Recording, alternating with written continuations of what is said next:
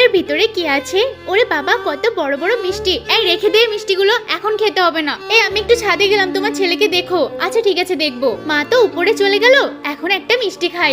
এই কি করছিস রে বাবু? ওখানে কেন হাত দিচ্ছিস? রেখে দে বলছি। ধ্যাৎ, মাও খেতে দিল না, বাবাও খেতে দিল না। এখন আমি রাগ করে নিচে চলে যাব, কারোর সাথে কথা বলবো না। আরে ছেলেটা গেল কোথায়? ওর মা যদি এসে দেখে ও ঘরে নেই, তাহলে তো খুব বকাবকি করবে। কোথায় যে গেল, একবার নিচে গিয়ে দেখি। আরে কোথাও দেখতে পাচ্ছি না। আরে ওরা দুজন কোথায় চলে গেল?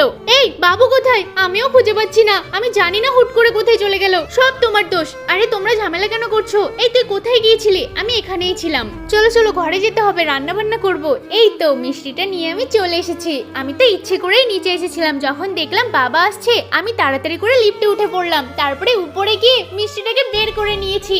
বাবা মা তো বুঝতেও পারেনি। আমি তাড়াতাড়ি করে মিষ্টি নিয়ে আবার নিচে চলে আসলাম। যখন দেখলাম ওরা কথা বলছে, ওদের সামনে চলে গেলাম।